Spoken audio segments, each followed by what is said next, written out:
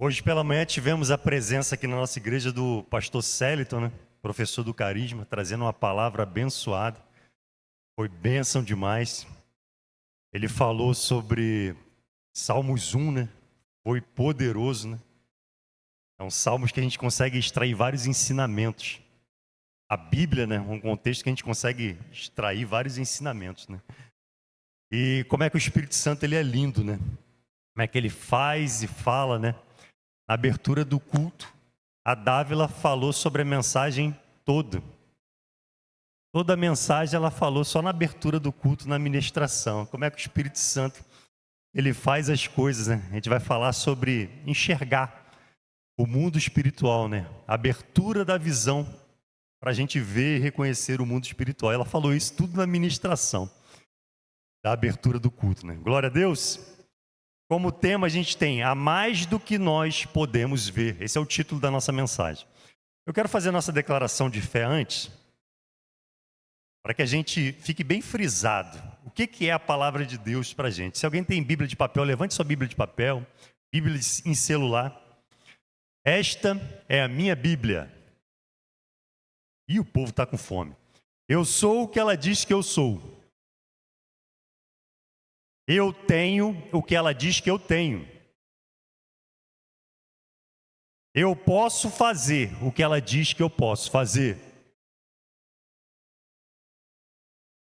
Hoje, eu serei tocado pela palavra de Deus. Amém? Vamos lá para a leitura do texto. Está lá em 2º livro de Reis, 6, 15 a 17. 2 Reis 6, 15 a 17. É um texto muito conhecido na nossa EBD, nosso Kids. As crianças aprendem sobre esse texto. Ele é muito conhecido. 2 Reis 6, 15 a 17. Eu vou ler na versão NAA. O servo do homem de Deus levantou-se bem cedo e, ao sair, eis que tropas, cavalos e carros de guerra haviam cercado a cidade. Então o moço disse a Eliseu: Ai, meu senhor, que faremos? Ele respondeu: Não tenha medo, porque são mais os que estão conosco do que os que estão com eles. E Eliseu orou e disse: Senhor, peço-te que abra os olhos dele para que veja. O Senhor abriu os olhos do moço e ele viu que o monte estava cheio de cavalos e carros de fogo ao redor de Eliseu. Curva sua fronte. Pai, a tua palavra foi lida. Pai, a sua palavra é a verdade na nossa vida. Pai, como ela transforma, como ela mexe conosco. Pai, que possamos, Pai, ouvir a tua palavra. Fale conosco nessa noite. Nada do Eberson pecador, Pai. Que venha do teu Espírito Santo para transmitir, Pai, a tua palavra para a tua igreja. Pai, encha, Pai, esse teu servo para que possa transbordar sobre a tua igreja, Pai, em nome de Jesus. Amém. Como eu havia dito, é um texto bem conhecido. E geralmente quando eu venho trazer aqui uma mensagem, eu venho com um texto bem curtinho e conto a história. E eu vou contar mais ou menos a história desse texto, para que vocês contextualizem o que estava acontecendo, né? O rei da Síria, possivelmente o rei Ben-Hadad, era o nome do rei, possivelmente era ele, que o texto ele não menciona mais à frente, em 2 Reis 6:24, ele estava em guerra contra Israel. E o que acontecia? Ele pegava, quem gosta de filme aqui épico, aqueles filmes medievais, eu gosto demais. E os reis, eles se reúnem, né? Eles se reúnem ao redor de uma mesa e começam a movimentar as tropas no tabuleiro. Quem já viu isso no filme? Vou enviar a tropa para cá, vou enviar a tropa para lá. Aqui a gente vai bloquear esse rio. E aqui não vai passar aquele mapa daqueles reis. E ele começa a definir. E o rei Ben-Hadad, ele estava fazendo isso. Vou enviar a tropa para lá. E o profeta, toda vez que ele mandava a tropa para algum lugar, o povo de Israel ele se desviava, ele não conseguia pegar o povo de Israel, conseguir, como é que é o nome daquele negócio que você faz uma armadilha? Esqueci o nome. Você cria uma emboscada. Não conseguia emboscar o povo de Israel. Fazia toda aquela, vou botar aqui nesse local e vou emboscar o povo. E ele começou a ficar preocupado, Ben-Hadad. Tem um traidor no meio que está levando toda a informação para o rei de Israel. Preciso descobrir. Aí ele reuniu os líderes dele e falou, tem um traidor no nosso meio. Aí levantou lá um iluminado. Não, meu rei, não é um traidor no seu meio. Lá tem um profeta Eliseu. O que você fala na câmara do teu quarto, o profeta fala para o rei e ele movimenta as tropas e você não consegue emboscar as tropas. É isso que está acontecendo. E foi repetidas vezes tentando emboscar. A Bíblia fala de repetidas vezes. E esse conselheiro ele diz assim, é Eliseu, o profeta que está em Israel. Ele revela até as palavras que tu falas em teu quarto. Olha o poder de Deus, revelando o que vai acontecer para o profeta livrar o povo de Israel. E o rei fica indignado, a gente precisa descobrir onde está esse profeta. Desculpa para mim onde está esse profeta. E veio lá, o informante diz que o profeta Eliseu está em Dotã. Dotã é uma cidade alta nas montanhas de Efraim. É uma cidade cercada, fortificada. E o rei, ele manda as tropas para lá. Ele manda cavalos de guerra, um grande exército. Ele chega e cerca Dotã durante a noite. E o servo do profeta se levanta bem cedo e viu o grande exército cercando a cidade. E interessante também nesses filmes de guerra, e o que aconteceu aqui, quando um rei ele queria conquistar uma cidade fortificada, o que ele fazia? Ele cerca essa cidade, daqui ninguém entra, ninguém sai. Se ninguém entra, ninguém sai, não entra comida. E as pessoas começam a morrer de fome dentro da cidade, não tem água. Num capítulo à frente, a gente vê isso acontecendo, onde toda a comida, ela cessa, com esse rei Ben-Hadad cercando uma cidade. E ele faz isso ali para poder capturar o profeta Eliseu. Ele cerca aquela cidade. Eu preciso acabar com esse profeta, que ele está acabando com as minhas táticas de guerra. E quando ele cerca, o servo, ele vê aquilo. Ele levanta bem cedo, ai meu senhor, o que faremos? Esse servo dele, ele entra em desespero. Ele acorda de manhã e vê a cidade cercada. Agora lascou tudo. A gente vai estar dentro dessa cidade, eles vão cortar nossa alimentação, vamos começar a morrer de fome. Quem tiver a curiosidade de ler o capítulo seguinte, o negócio é tão feio num cerco de uma cidade, que tem um relato lá no capítulo seguinte, que duas mães entram num acordo. Primeiro a gente cozinha o seu filho, come ele, e depois cozinha o meu. E na hora de cozinhar o filho da outra, a outra não, agora não. Ela pega e leva isso para o rei. E o rei rasga as suas vestes com tristeza. Como é que era um cerco de uma cidade? E esse servo do rei, ele entra em desespero. Servo do profeta, ele entra em desespero. Estou cercado. Daqui a pouco cortam a comida, corta a água, a gente começa a se matar aqui dentro. E assim que funcionava, deixava o povo se matar dentro. E vem o profeta, não tenha medo, porque são mais os que estão conosco do que os que estão com eles.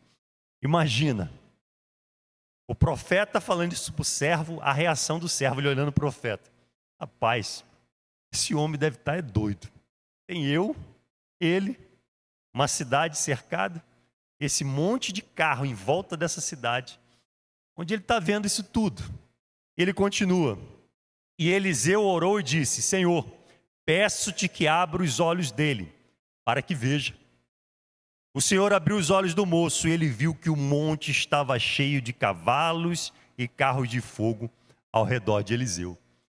E pelo relato do profeta, eram muito mais os carros que estavam ao redor do que os que estavam dentro da cidade. E o primeiro ponto dessa pregação é: o exército do Senhor já está presente na nossa batalha. O exército do Senhor já está presente no momento que estamos vivendo.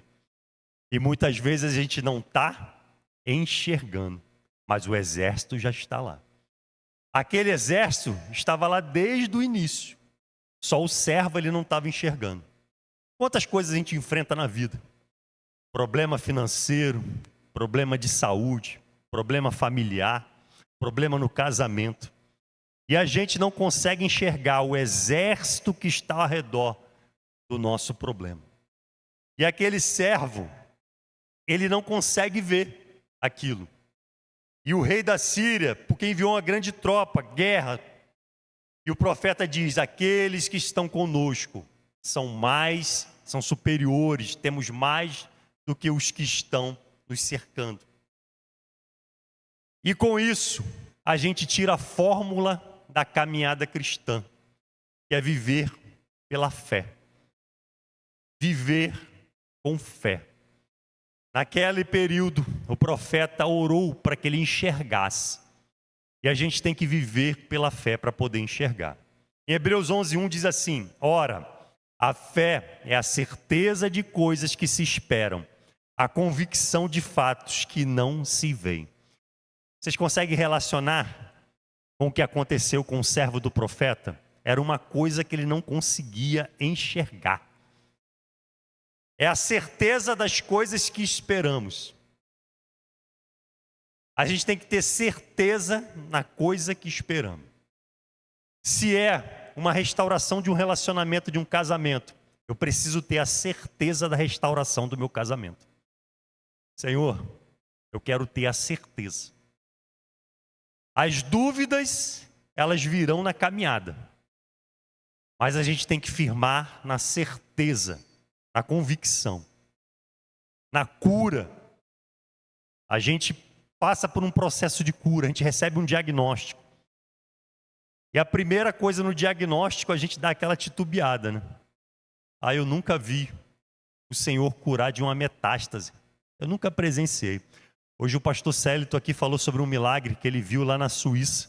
Ele estava lá na Europa, aí ele chegou e veio aqui, veio para o Carisma, e ele contou o milagre que ele viveu lá na Suíça.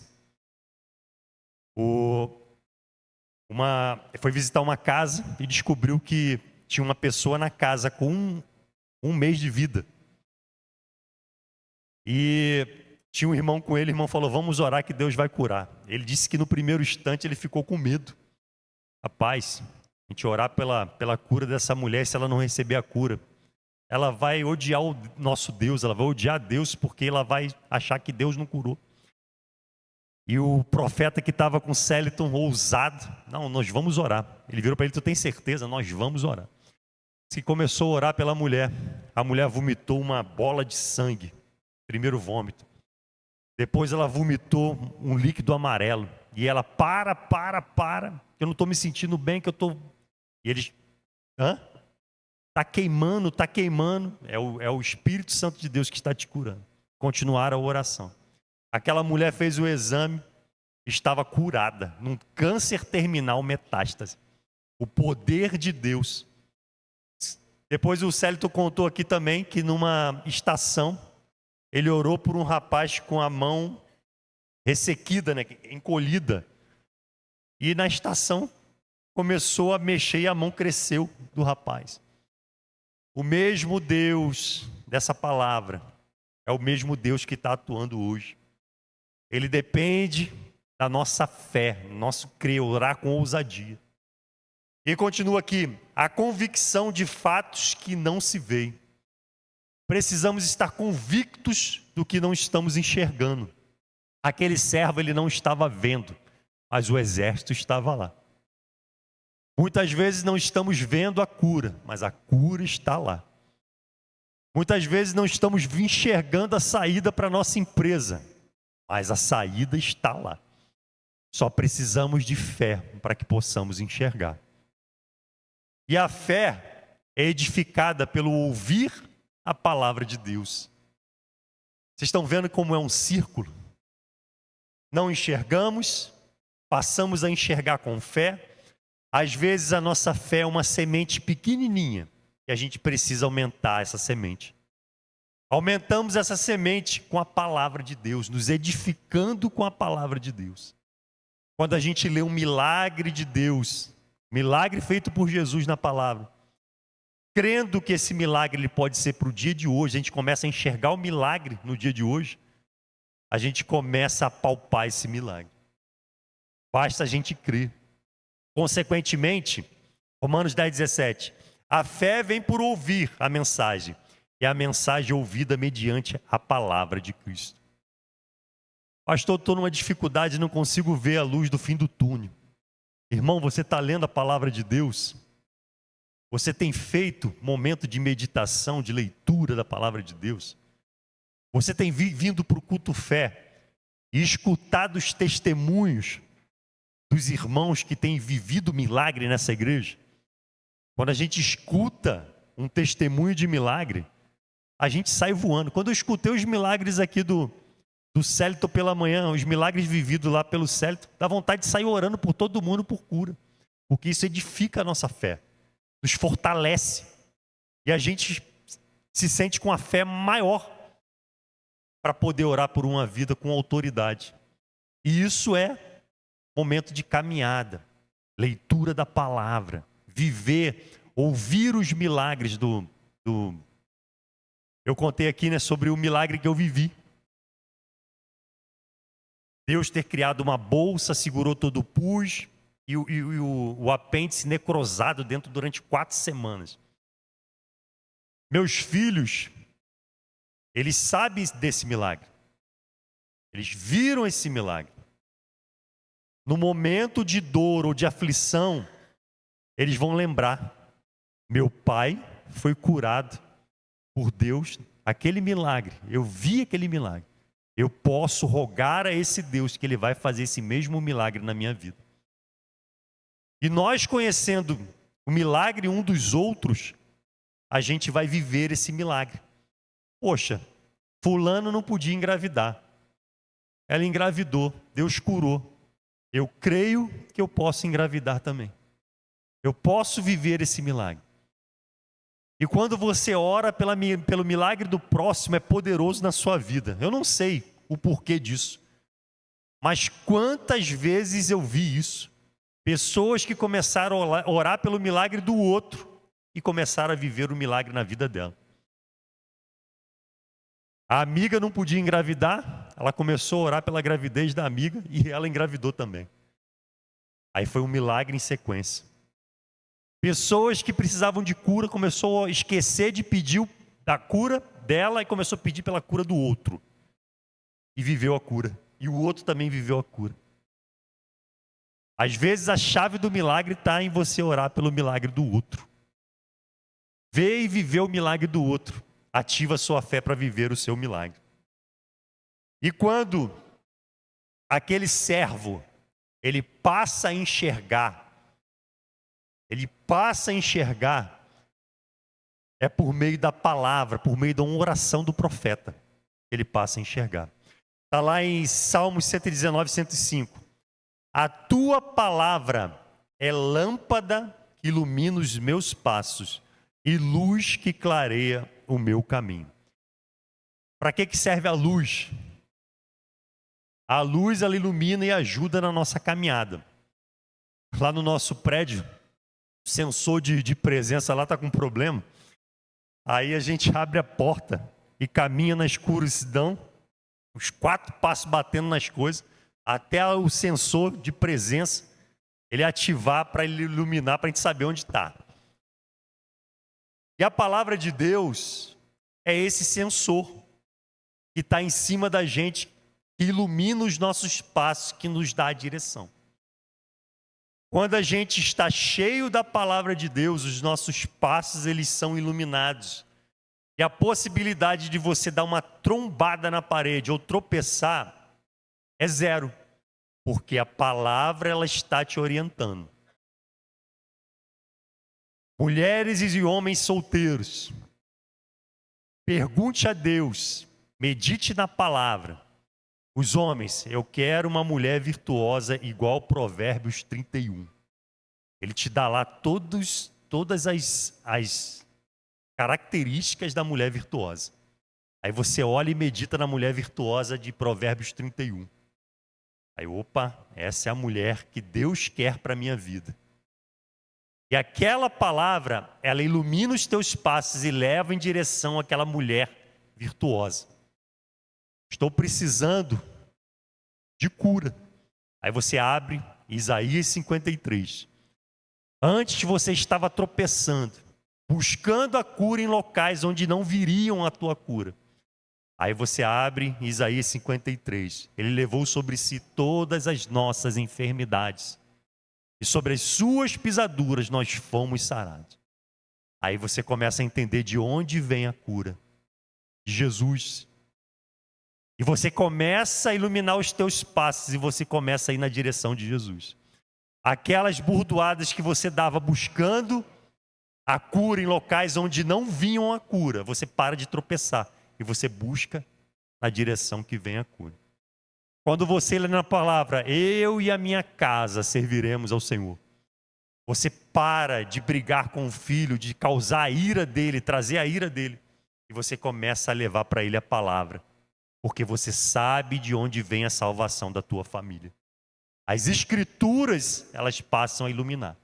E você começa a enxergar a direção que deve seguir. Para de tropeçar e começa a enxergar a direção. O outro ponto, ponto 2, o relacionamento com Deus, ele nos tira do desespero da circunstância. Relacionamento com Deus, ele nos tira do desespero. O profeta não ficou preocupado um segundo que sequer, porque ele tinha relacionamento com Deus e ele enxergou toda a tropa que estava em volta.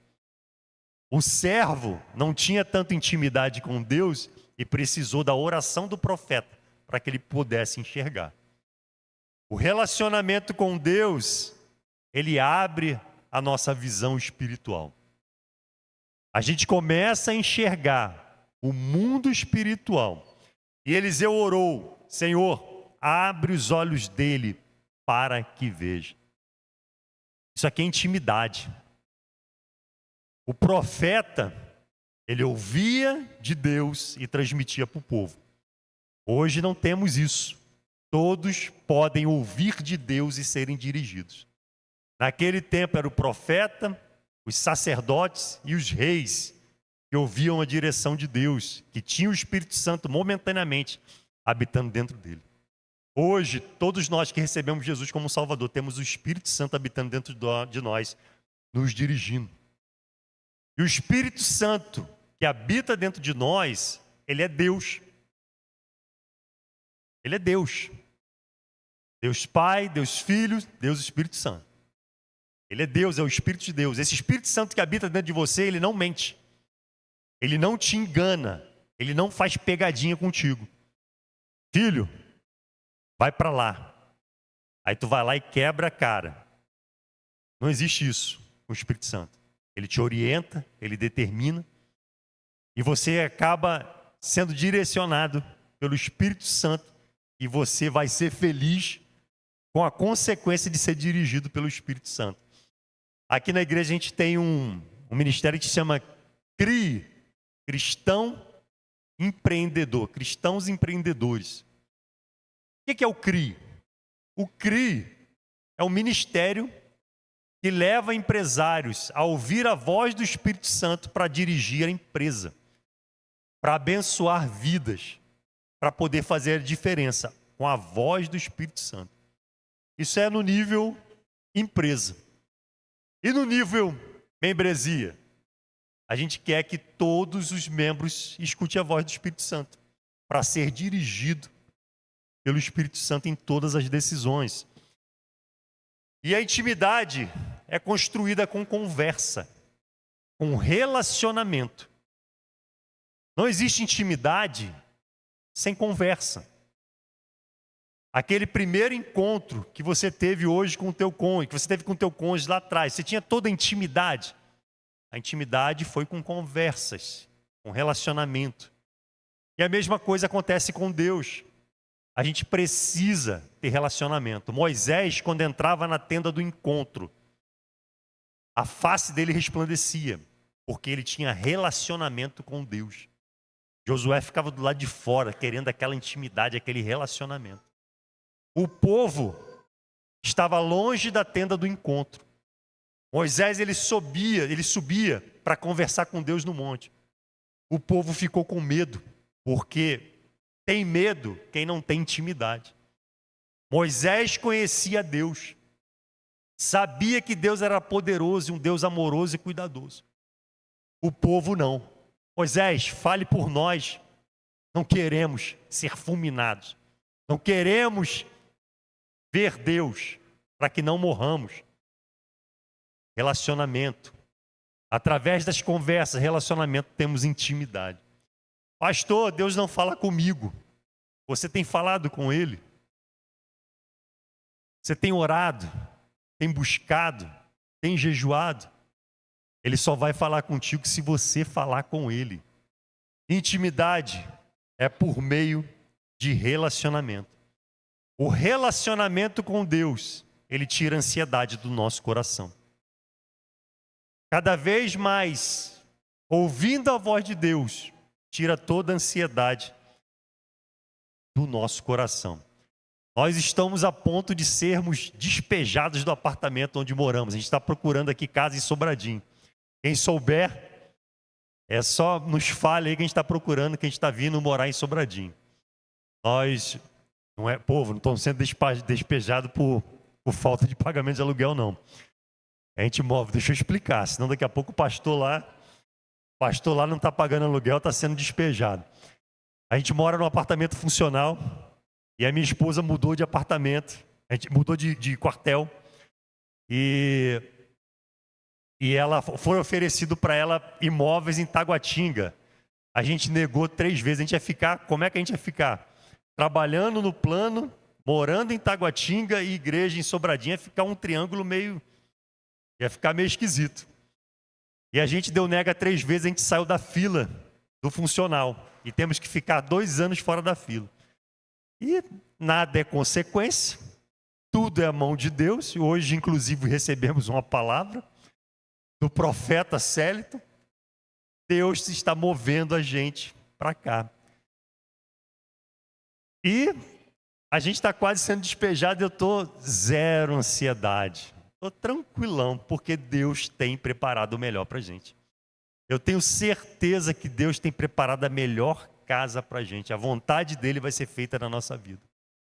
E Filipenses 4, 6 e 7 fala assim: não fiquem preocupados com coisa alguma, mas em tudo sejam conhecidos diante de Deus os pedidos de vocês, pela oração e pela súplica, com ações de graça. É tão bonitinho ver o nosso Isaac de 7 anos orando pela nossa casa. Ele pede nos detalhes. Senhor, ela tem que ter isso, tem que ter aquilo. Aí ele pede assim, tem que ter uma churrasqueira para o papai. Uma churrasqueira para o papai, ele vai pedindo nos detalhes. A oração dele demora umas meia hora dos detalhes, é muito detalhe. Um quarto para o vovô e para a vovó quando ele vier visitar. É detalhe. Um escritório para o papai preparar a pregação, ele vem nos mínimos detalhes. E Deus, ele ama isso. Ele ama o relacionamento e os detalhes das tuas orações. Quantos testemunhos eu já ouvi de Deus que fez no detalhe? De pessoas que escreveram cartas para Deus e aquele pedido veio nos mínimos detalhes. Todas as linhas veio no detalhe. Nosso Deus é o Deus do detalhe, mas Ele gosta que seja conhecido através de orações e súplicas. Nós temos que chegar diante dEle com as nossas petições. Mas não é igual em Tiago que diz, a gente não recebe porque pede mal, porque a gente pede para o nosso próprio prazer. A gente tem que pedir não para o nosso próprio prazer, mas para a honra e glória dEle, as nossas petições. Você já parou para pensar, momento de meditação para a igreja, hoje, nessa noite, o que você tem pedido para Deus? O que tem sido as tuas orações lá no secreto? O que você tem pedido chorando embaixo do chuveiro ou chorando à beira da cama? Para pensar. Se Deus hoje Ele te der isso hoje na sua vida, essa bênção na tua vida, esse milagre, vai ser para a glória dele ou isso vai te tirar da presença dele? Para pensar. Você está preparado hoje para receber esse milagre? Hoje você está preparado? Senhor, eu tenho orado para minha esposa voltar para casa. Ela saiu da minha casa, tenho orado para ela voltar. Você hoje está 100% curado para você ter a sua esposa de volta na tua casa? Ou você precisa de cura? Senhor, eu estou precisando de uma chácara. Eu sempre dou esse exemplo da chácara. Estou precisando de uma chácara. Se você recebe uma chácara hoje, o exemplo no Rio de Janeiro é casa de praia, né? Aqui é chácara. Se eu receber a chácara hoje, você vai continuar na presença do Senhor? Ou todo domingo você vai estar na chácara?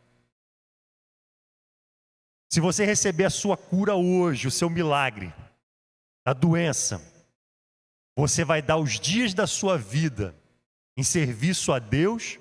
Ou você vai chutar o balde e vai cair no mundão? Está preparado hoje para receber o milagre?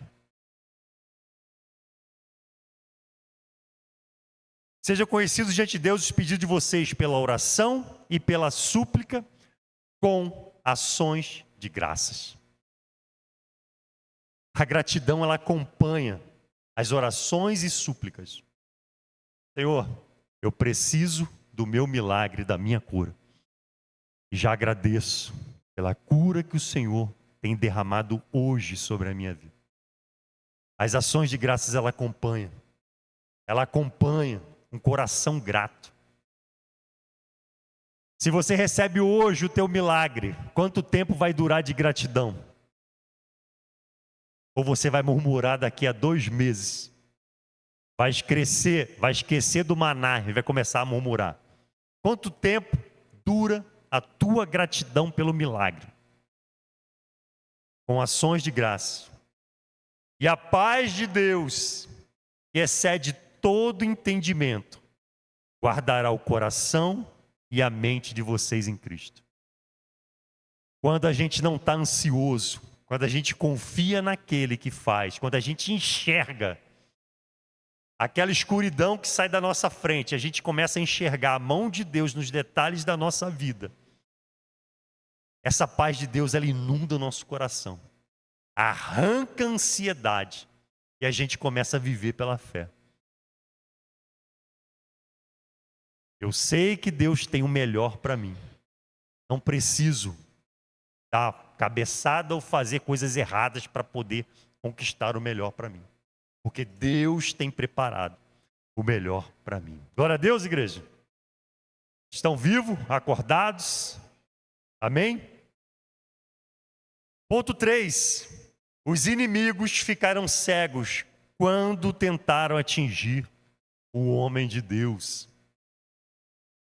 2 Reis 6,18. E quando os sírios desceram contra ele, Eliseu orou ao Senhor e disse: peço-te, que firas esta gente de cegueira. E ele os feriu de cegueira, conforme a palavra. É a palavra de Eliseu. Não estou dizendo que aqueles que são inimigos da obra do Senhor, ele vai ser ferido com cegueira. Aqueles que não têm Jesus no coração, eles estão caminhando, a palavra de Deus diz que eles caminham na escuridão. Eles já estão cegos. Quem caminha na escuridão não consegue enxergar nada, já vive na cegueira espiritual. E aqueles homens que vieram, aqueles inimigos do homem de Deus, eles foram acometidos de cegueira pedido pelo profeta. E a consequência do texto ali, ele leva eles para a cidade, para a capital. E começa a encaminhar aquele povo cego, os inimigos cegos, eles terminam na capital, que era Samaria da época. E ali o rei pergunta: devemos matar todos eles? Não, não mate. Alimente e solte, livre. E o que é que a gente tira desse mundo, desse texto? A nossa luta não é contra a carne ou sangue. Ela é contra principados e potestades. Às vezes a gente está lutando com alguém que é cego espiritualmente. Um chefe no trabalho que é cego espiritualmente começa a te perseguir. Só que não é ele, é o que está atuando na vida dele que está te perseguindo. As trevas reconhecem a luz que o Filho de Deus carrega. E ela fica insatisfeita com essa luz. Essa luz, ela incomoda as trevas. Porque onde essa luz chega, ela ilumina aquelas trevas. E às vezes a gente está brigando com quem não deveria. Devemos matá-los? Não. Alimente e os liberte. Devemos matar o nosso chefe? Não. Alimente com a palavra e os liberte. Porque não é ele está cego. Os inimigos que temos enfrentados, às vezes não são os verdadeiros inimigos. A nossa luta é contra principados e potestades. Pastor, mas você está espiritualizando tudo. Não, tem coisas, tem problemas que é a gente que cria. Tem problemas que é do mundo espiritual. São sugestões do mundo espiritual para poder te tirar do eixo. E como é que a gente consegue vencer isso? Através de intimidade com Deus. Quando a gente recebe o Espírito Santo, existem os dons espirituais. Um dos dons é o discernimento de espírito. Com esse discernimento de espírito, você vai reconhecer o que está na pessoa contra você, por meio do discernimento de espírito. Eu fiz uma oração nessa igreja, antes de assumir essa igreja, que Deus não me deixasse ser surpreendido. E Ele tem revelado tudo. Quando as pessoas chegam no gabinete, eu já sei que a pessoa vai falar. Tem revelado tudo, não tenho sido surpreendido. Revelação dos céus, é real. Acontece. Deus, Ele revela. É só pedir. Senhor, preciso de discernimento para poder enxergar o que está acontecendo na minha vida. Quantas vezes a nossa vida não desanda, não desabrocha. É aquela trava. Senhor, me dê discernimento, que eu consiga enxergar o mundo espiritual, para que possa destravar a minha vida. Eu preciso ver. Não quero mais estar cego nessa área, eu preciso enxergar o que precisa ser destravado, que eu consiga entender. Nossa oração é para que o inimigo das nossas almas não nos enxergue. Segue os inimigos das nossas almas. E que nós possamos vê-los através do discernimento. Precisamos perceber e identificar o espírito que tem atuado em certas regiões. Quando a gente recebeu a missão para vir implantar a igreja Lagoinha aqui, quantas lutas a gente enfrentou. Quantas lutas a gente enfrentou. E em breve a gente não sabe viver tranquilo, né? A gente está comprando uma nova briga aí. Em breve eu vou trazer para a igreja. A gente está entrando numa nova batalha espiritual. E convocar a igreja toda para essa batalha espiritual. Agora voltando lá, quando a gente veio para cá, como a gente enfrentou batalhas. Porque existem espíritos atuando, principados e potestades atuando em Sobradinho, para que não desande o mundo espiritual. Sobradinho era reconhecido no DF por causa dos cultos jovens, por causa da reunião de jovens entre as igrejas. E isso se acabou. Por que será que isso se acabou? Batalha espiritual. E a gente tem que começar a discernir o que acontece nessa cidade. Nós temos aqui vizinhos nossos, o Vale do Amanhecer. Você já parou para pensar? No Vale do Amanhecer, aqui ao nosso lado. Quanta coisa acontece ali dentro, a nível DF, a nível Brasil. Quanta coisa que deve acontecer ali dentro. Quantos sacrifícios devem acontecer ali dentro. Isso tudo é o mundo espiritual que nos cerca. Quando a gente tem um encontro com Cristo, escama dos nossos olhos, elas caem. Paulo, em sua viagem, quando se aproximava de Damasco, de repente brilhou ao seu redor uma luz que vinha do céu. Saulo levantou-se do chão e, abrindo os olhos, não conseguia ver nada. E eles o levaram pela mão até Damasco. O encontro com Jesus, o encontro com Deus, ele cai escamas dos nossos olhos. Ananias foi enviado para orar por Paulo. Quando o Ananias orou, impôs a mão sobre Paulo e as escamas caíram dos olhos dele. E ele passou a ver, não mais pela ótica da religiosidade, mas pela ótica de Deus e a ótica da fé. Eu já falei aqui numa pregação, quantas vezes a gente carrega coisas da nossa infância, do nosso passado, que atrapalha a nossa intimidade com Deus. Coisas que a gente carrega lá de trás, religiosidade, que atrapalha a nossa intimidade com Deus. Formalidades religiosas que atrapalham o nosso relacionamento com Deus. E foi isso que aconteceu com Paulo. Ele era um homem que conhecia a palavra, ele conhecia a Torá. Escamas caíram dos olhos dele. Ele começou a enxergar. E Saulo, ele começa a enxergar o mundo espiritual pelos olhos da fé. Parou de enxergar pelos olhos da lei. Apedreja, mata. Aqueles que não são da nossa religião, mata. Ele começou a perdoar, começou a buscar, começou a levar a palavra. Começou a ver pelos olhos da fé. Isso são as escamas que caem dos nossos olhos. E a gente começa a olhar pelos olhos da fé. Jesus, ele faz cegos enxergarem o mundo espiritual. Vocês já pararam para pensar no milagre do cego de nascença lá de João 9? Que aquilo não se tratava de cura física, mas sim de cura espiritual. Vocês conhecem esse milagre? João 9. Jesus passa pelo cego. Vou contar mais ou menos aqui, depois vocês leiam lá de trabalho de casa. João 9. Jesus passa pelo cego e os discípulos perguntam assim para Jesus: quem é que pecou? Foi os pais? Foi ele, para ele ser cego de nascença? E Jesus, ele diz assim, Jesus responde, nenhum deles, mas para que se manifestasse nele a obra de Deus. Aquela cegueira daquele homem é para que o poder de Deus fosse manifestado pela cura daquele homem.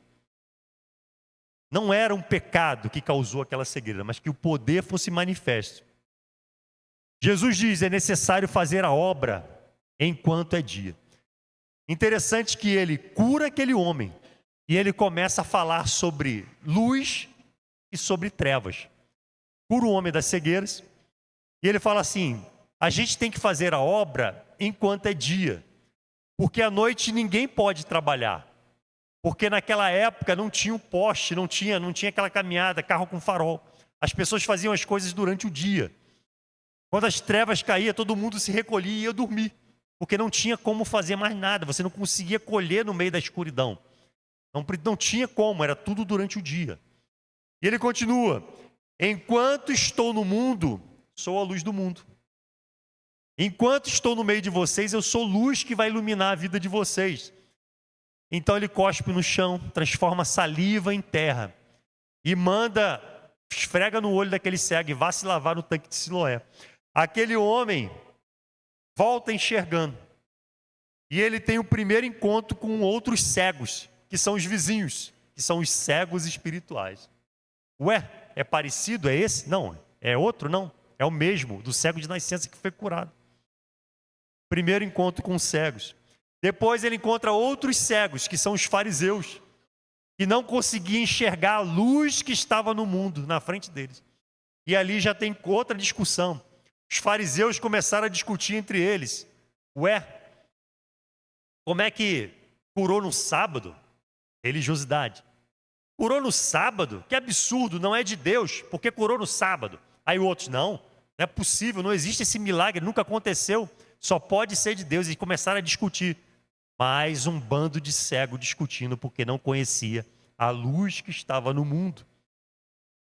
E voltam a interrogar o cego. E o cego dá uma aula para eles. Eis que um profeta me curou. e começaram a perguntar, a perturbar a vida do cego. Vocês estão me perguntando isso de novo? Eu já falei que ele me curou. Vocês querem ser discípulos dele? Aí os fariseus entram em desespero. Discípulo? Nós somos discípulos de Moisés. Moisés, eu sei quem é Moisés, o poder que Moisés carrega. Mas esse homem eu não sei o que ele carrega. Cegos espirituais. E Jesus ele vem e fala assim, o cego fala assim, não sei se ele é pecador ou não. Uma coisa sei, eu era cego e hoje enxergo. Quando a gente encontra com Jesus, como aconteceu com Paulo, nós éramos cegos e passamos a enxergar. Nós vivíamos dando cabeçadas, rodando na escuridão. Quando Jesus entra na nossa vida, a gente começa a enxergar a vida como ela é. Começa a enxergar o mundo espiritual. E a gente para de bater nas coisas. Nessa hora, o ex-cego fica revoltado e dá uma lição aos fariseus. E o homem responde, ora, isso é extraordinário. Vocês não sabem de onde ele é. Vem contudo ele e me abriu os olhos. Sabemos que Deus não ouve a pecadores, mas ouve ao homem que o teme e pratica a sua vontade. Ninguém jamais ouviu que os olhos de um cego de nascença tivessem sido abertos. Se esse homem não fosse de Deus, não poderia fazer coisa alguma. Aí os fariseus ficaram loucos. Rapaz, o cego era cego até 10 minutos atrás e agora está dando aula para os fariseus, doutores da lei. Você nasceu cheio de pecado. Aí vem a religiosidade novamente. O julgamento da vida do cego. Como tem ousadia de nos ensinar, homens letrados na palavra. E o expulsaram. Jesus, quando soube que ele foi expulso pelos fariseus, chega para ele e pergunta assim, você crê no Filho do Homem? Eu fico até arrepiado quando... Esse texto é poderoso. Você crê no Filho do Homem? Perguntou o homem. Quem ele é, Senhor? Para que eu nele creia. E Jesus apresenta a salvação para aquele homem. Você já o tem visto. É aquele que está falando contigo. Então o homem disse, Senhor, eu creio. E o adorou. Aquele homem que era cego de nascença, ele começa a enxergar fisicamente. Aquele homem que era cego de nascença, ele começa a dar aula para os cegos espiritualmente. Aquele homem que era cego de nascença, ele começa a ver espiritualmente o Salvador diante dele e o adora. O homem que não tinha perspectiva nenhuma de vida, vivia na esmola. Hoje, aquele homem, depois daquele homem, quando encontrou Jesus, ele estava cheio de fé e dando aula para os fariseus. Ele faz a mesma coisa conosco. Ele nos pega cego. Pega cego, esmolando no fundo do poço.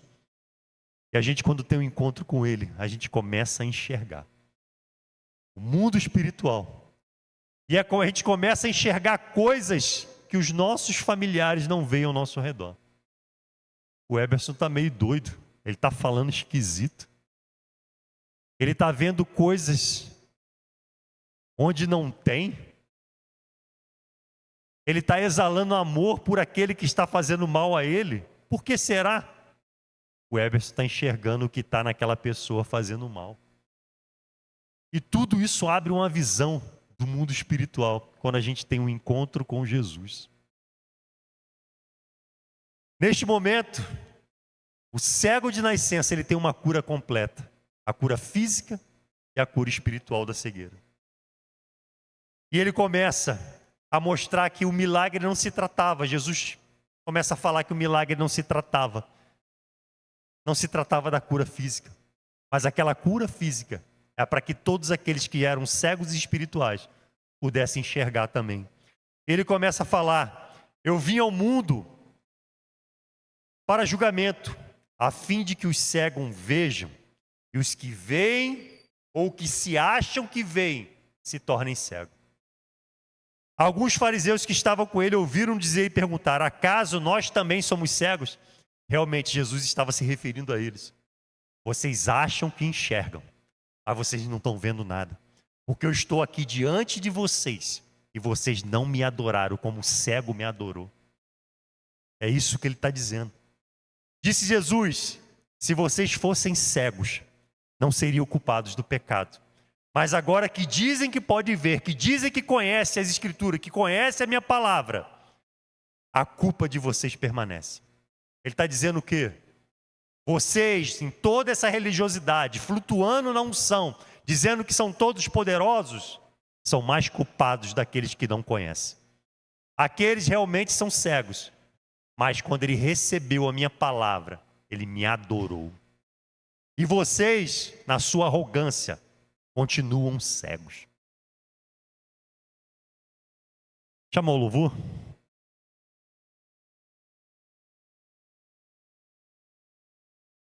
Deus, ele faz isso com a gente. Às vezes a gente caminhou longo tempo na escuridão. Um período da nossa vida na escuridão. E no meio dessa caminhada, no caminho para Damasco, a gente tem um encontro com a luz, que é Jesus. Quem é o Senhor? Saulo diz: eu sou Jesus, a quem tu persegues. Jesus se apresenta a Paulo. E aquelas escamas, elas caem nos olhos. Aquele cego de nascença, ele só via escuridão. Ele não tinha esperança, não tinha futuro. E ele tem um encontro com Jesus. Naquele tanque de Siloé, ele se lava. Ele volta restaurado. Depois da expulsão pelos religiosos, Jesus, sabendo da expulsão, recebe ele. E ali ele recebe o Senhor como Salvador da vida dele. E aquele cego, ele o adora. E passa a ter aquela bênção completa. Começa a enxergar fisicamente e começa a enxergar o mundo espiritual.